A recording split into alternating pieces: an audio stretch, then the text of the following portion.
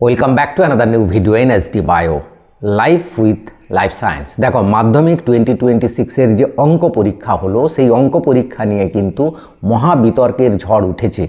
অঙ্ক পরীক্ষায় নাকি দুটো ভুল রয়েছে, এরকমই শিক্ষকদের মতামত, এবং যারা মাধ্যমিকের অঙ্কের এক্সামিনার আছেন তাদেরও কিন্তু একই মতামত। কিন্তু সেই নিয়ে মধ্যশিক্ষা পর্ষদের কি মতামত, কারা কারা সেই প্রশ্নগুলো ভুল আছে বলে মধ্যশিক্ষা পর্ষদ স্বীকার করবে, বা কারা কারা নাম্বার পাবে, কারা কারা নাম্বার পাবে না, সেই নিয়ে আলোচনা করব। নাম্বার পেলে কত নাম্বার পাবে এবং কি কি ভুল রয়েছে সেই নিয়ে ডিটেলসে আলোচনা করব। তাই ভিডিওটা অবশ্যই শেষ পর্যন্ত দেখো। ভালো লাগলে লাইক করে বন্ধুদের শেয়ার করে দিও।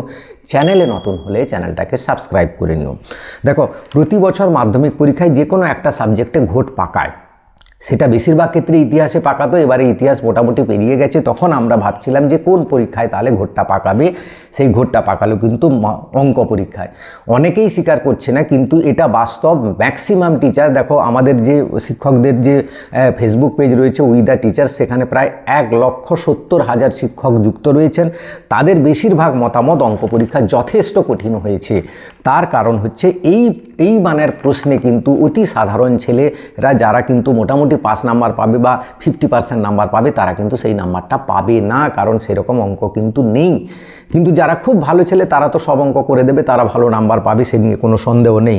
কিন্তু সাধারণ মানের ছেলেদের ক্ষেত্রে, যাদের অঙ্কে মোটামুটি পাশ করার ক্ষমতা থাকতো বা করে যেত, তাদের ক্ষেত্রে কিন্তু কঠিন হয়ে দাঁড়াচ্ছে। তো এই নিয়ে যে দুটো প্রশ্ন ভুল আছে বলে দাবি করা হচ্ছে, সেই দুটো প্রশ্ন আসলে কি ভুল নয়, পর্ষদ কি জানাচ্ছে না। দেখো, 4 দাগের প্রশ্ন দেখো, 4 দাগের 5x y ধনাত্মক বাস্তব রাশি হলে x থিটা যে মানটা দেওয়া আছে, এটা হতে পারে কি? উত্তরের সপক্ষে যুক্তি দাও। এর উত্তর হবে না, এটা হতে পারে না, কারণ এটা xy ধনাত্মক বাস্তব রাশি বলে দিয়েছে। তাই এই প্রশ্নটা কিন্তু কেউ যদি না লেখে তাহলে সে কিন্তু পুরো নাম্বার পাবে। তাই এই প্রশ্নটাকে পর্ষদ নাও বলতে পারে যে এটা ভুল আছে বলে বলা যাবে না, কারণ যুক্তি প্রশ্ন রয়েছে, তো তাই এটা মানতে নাও পারে। তো আরেকটি প্রশ্ন দেখো, ত্রিকোণমিতি 12 দাগের 3 দাগ, এ ও বি দুটো পরস্পর পূরক কোণ হলে প্রমাণ করো যে sine A theta plus cos B square যেটা রয়েছে, সেটাও কিন্তু পুরোপুরি ভুল প্রশ্ন রয়েছে। এটা কস থিটার বদলে কস বি বদলে কস এ হবে, না হলে সাইন এর বদলে সাইন বি করতে হবে, তবেই গিয়ে এটা প্রমাণ হবে, না হলে কিন্তু প্রমাণ হবে না। অর্থাৎ এই প্রশ্নটা যারা অ্যাটেন্ড করেছে তারা কিন্তু পুরোপুরি 3 নাম্বার পাবে। কারণ হচ্ছে কি, পর্ষদ এর আগে যতবার কোনো প্রশ্নে ভুল রয়েছে তারা যে জানিয়ে দেয়, সেটা কিন্তু যারা অ্যাটেন্ড করবে তারাই কিন্তু নাম্বার পাবে। অ্যাটেন্ড মানে কি, শুধু প্রশ্নের দাগ নাম্বার, মানে 12-3 দাগ তুমি যদি দিয়ে কোনো কিছুই না করো তাহলে কিন্তু তুমি ফুল 3 নাম্বার পাবে। কিন্তু যারা অ্যাটেন্ড করে না তারা কিন্তু নাম্বার পাবে না।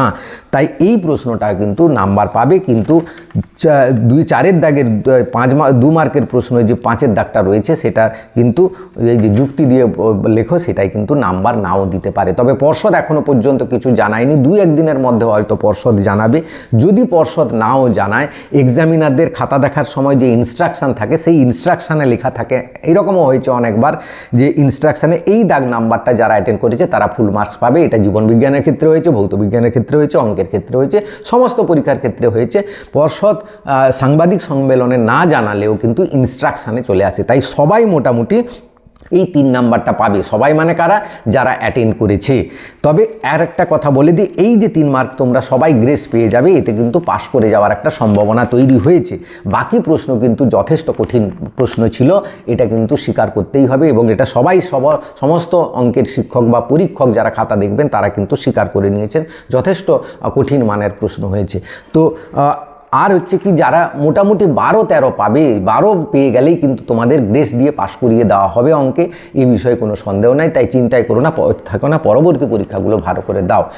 তো পরবর্তী পরীক্ষাগুলোর জন্য শুভেচ্ছা থাকলো। ভিডিওটা ভালো লাগলে লাইক করে সবাইকে শেয়ার করে দেবে। চ্যানেলে নতুন হলে চ্যানেলটা সাবস্ক্রাইব করে নিও। Thank you for watching.